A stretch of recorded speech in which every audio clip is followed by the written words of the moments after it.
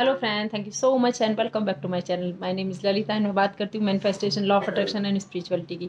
तो फ्रेंड्स, आज का जो टॉपिक है वो मैं आपको एक अफर्मेशन के बारे में बात कर रही हूँ कि आप अगर अपनी किसी भी विश को मैनिफेस्ट करना चाह रहे हैं ना बहुत जल्दी से, कि आपको लग रहा है कि बहुत टाइम से आपकी कोई भी विश है ना रुकी हुई है और आप उसे बहुत जल्दी, आप किसी चीज़ के लिए जो डेस्परेट है ना, उस विश के लिए आप ये वाला काम कर सकते हैं। आप अपनी कोई भी एक अफर्मेशन बना सकते हैं। आपको हेल्थ के लिए चाहिए, मनी के लिए चाहिए, रिश्तों के लिए, किसी भी चीज़ के लिए अगर आप कोई भी एक अफर्मेशन, आपको सिंगल अफर्मेशन बनानी है और फिर उसी अफर्मेशन को आप सेम लिखना है आपको। या तो आप टाइम एक फिक्स करना होगा आपको, या तो आप उस अफर्मेशन को रात को सोने से पहले लिखना शुरू करें 108 टाइम्स। ये गारंटीड है। अगर आप इसे डेली लिखते हैं ना, वो भी 45 डेज तक, आप कोई भी एक अफर्मेशन 100% काम करती है। आप एक बार करके देखें और अगले 45 दिन में आपको उसका रिजल्ट मिलना ही मिलना है। भरोसे के साथ लिखेंगे आप।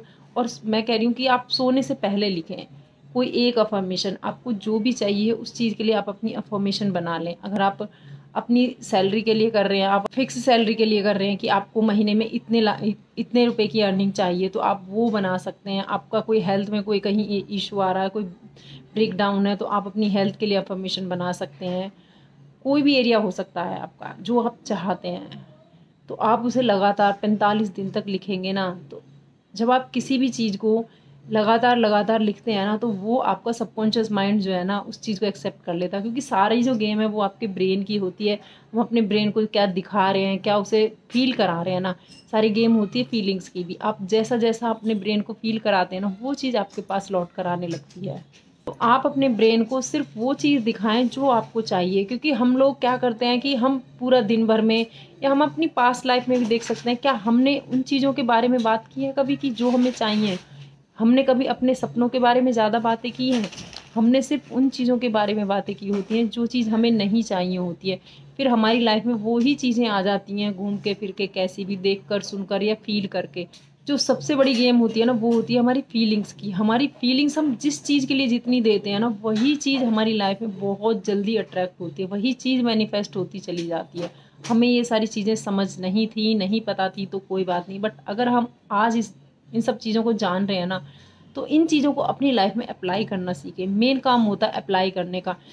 आज की डेट में भी लोग जानते हर चीज़ हैं, समझ भी रहे हैं, लेकिन ज़रूरत है उन सब चीज़ों की अप्लाई करने की, कि आप उस चीज़ को कितना अप्लाई कर रहे हैं। जब तक आप उस चीज़ को अप्लाई नहीं करेंगे, आपको रिजल्ट नहीं मिलेंगे।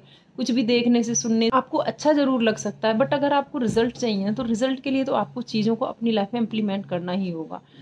और आप ही कर सकते हैं, क्योंकि आप खुद अपनी लाइफ के क्रिएटर होते, कोई और हमारे भाग्य का निर्माता नहीं होता है। तो आप अपनी किसी एक अफर्मेशन को लीजिए और उसको लगातार लिखें, और स्किप नहीं होनी चाहिए। क्योंकि अगर आप एक लाइन भी 108 बार लिखेंगे ना, तो मुझे लगता है उसमें भी लिखने में कम से कम आधा घंटा से ज़्यादा ही टाइम लग जाएगा। और जब किसी एक सेंटेंस को आप बार बार बार बार लिखेंगे ना, तो वो चीज़ आपके पास आनी तय है, ये गारंटीड है। और वो भी आप उसी चीज़ को 45 डेज तक ले जाते हैं। टाइम बनाए गए हैं, ये ऐसे ही नहीं बनाए गए, क्योंकि 28 डेज, 30 डेज तो जो हमारा ब्रेन होता है ना, उसको चीज़ों को एक्सेप्ट करने में लग जाता है। क्योंकि हमारे ब्रेन के जो पैटर्न है वो पहले अलग थे। अब किसी भी नए पैटर्न को बनने में, या उस पैटर्न को एक्सेप्ट करने में हमारे ब्रेन को 28 डेज लगते ही लगते हैं।